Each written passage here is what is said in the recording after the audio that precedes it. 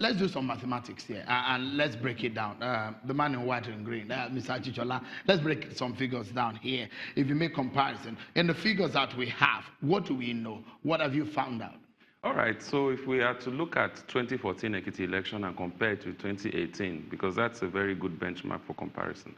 The first is voter turnout. 2014, we had 49.1%. Now we have 44.4%, so it's a reduction of 5% voter turnout. So less people came out this time around? No. More people came out, but the percentage is less. In 2014, we had about 365,000 that came out. Now we have about 403 or 405,000 that came out.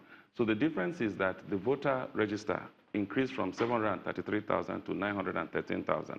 So because it's such a large increase, it has reduced the percentage. But the actual number, and look at Anambra, where there was just an increase of 4,000 from 2013 Anambra to 2017. But this is almost about 60,000 increase in physical increase. But the percentage is less. If you talk about the voters, we also need to talk about the candidates. Yeah. In Anambra, in the last election cycle in Ekiti, we had 18 candidates. That's this right. time around, we have 35. So it's been a more democratic process because you have more people involved as well. But the voided votes has actually gone up significantly. This time around? Significantly. In 2014, we had voided votes of about 10,000 in Ekiti.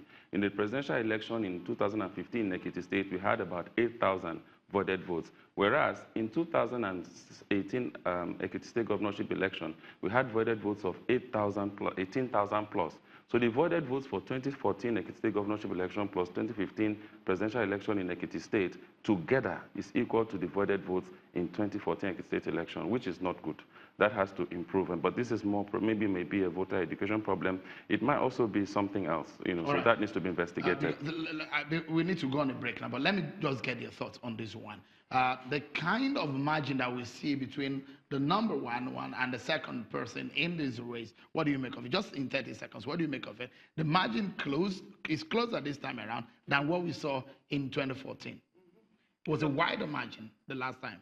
It was a wider one last time. However, this one is closer. It might be that the electorates are much more well informed. It might be that both parties, it was a tougher choice to make all around, or there might be other factors that come into play, and that obviously has got to do with that can be dissected at the post-mortem. Mr. Izinwa, quickly, what do you think happened in the margin between the scores of both of the major parties? No, it simply shows you that you have much more enlightened people who have enlightened interest in the contest.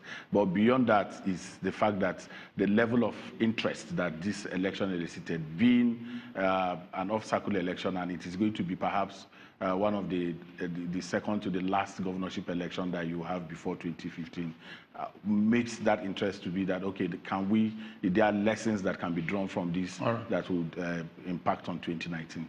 As it stands right now, the issues of security is a major issue prior to this election. But from your assessment, what do you see? From my assessment, from when the African Union ECOSOC election team came into Ado-Ekiti right up until this very moment, it has been better than expected. We took our own, we went around looking independently without letting the security forces know that we were actually around. We took a drive around on getting into Ado-Ekiti a few days ago.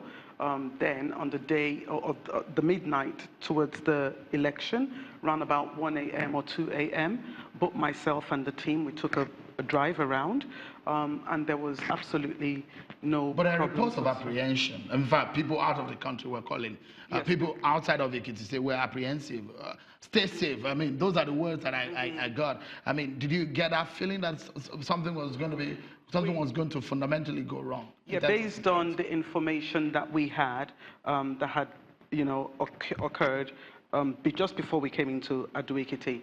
Also the people on the ground said to us that there was a little bit of a tension. However, when we got in here, it was totally different. Things were very, very calm. There were no apprehensions whatsoever, and we were able to go about our own businesses or conducting the. Mr. Nzewagu, do you agree with our analysis of the security situation? Do you think the Nigerian police or the security agents were professional? Well, being an election enthusiast, I think that what interests me will be the conduct of the security agents. Their number places us between the rock and a hard place. If you have less security, you then talk about inadequate security. Then at what point does it become adequate? But more interesting for me is how did they conduct themselves across board from all the observer platforms that we have engaged, including Watching the Vote. We are confident that they conducted themselves in a professional manner. But it must not go without saying that our country needs to tone down on. Did you hear any issues of pockets of harassment or intimidation? You know, this is an election. It's not a parade. It's an election. There has to be, if it goes without a certain level of, conflict, in positive conflict, really, it won't be an election. So you don't now have to ask Abiodun about percentages, percentages of, but it's really insignificant in terms of where they, if at all. In fact, generally, I think they behave professionally. So the figure that we heard, when I talked about toning down, it's in terms of cost. Okay. The cost of this deployment is nipping very deeply into what we could divert to other places. If you bring 30,000, 16,000, 9,000, it's not free. You are going to pay allowances, you're going to pay feeding and all of that just because we want to have elections. We must come to a point where we know that election is a civil enterprise. And maybe a lot of people who do not know. It is not a parliamentary election. It is a state governorship election. That means we're filling two positions, a governorship and a deputy governorship position. Yes. But that is not... And INEC could tell you perhaps it will cost them close to about 800, 700 million. Yes, but that is not... conduct that's not reason that we are conducting two elections, whatever, does not mean we should throw the kind of resources that... So it's a bigger conversation about conduct of politicians themselves, the kind of narratives, the kind of prior to the election, what kind of narrative do they put out? The narrative is more inimical to voter turnout than the presence of security. If you say you are going to, this election will be a do or die, then you are setting the stage for people to say, look, I won't be safe if I come out. So the security will use that. And then we also need to begin to open up the process of this deployment because we don't understand it. You tell us 30,000. The media, the civil society, the citizens don't know why we are putting. You must come to a point where that through the interagency consultative security and election security, you bring in the media and civil society to the policy point where they can understand why you are doing what you're doing and they are able to explain it. But when you make deployment opaque and less citizen-friendly, we will not understand, we will continue to query. So you go about, just briefly, you go about everywhere, you say you have 30,000 people deployed, security men deployed. You go round town, you see 4, 5, 6 in polling units. It does not add up. I know the story about, perhaps there are people who are doing intelligence work, there are other people who are defending national assets, but it still does not add up. The political economy of deployment needs to be open to citizens.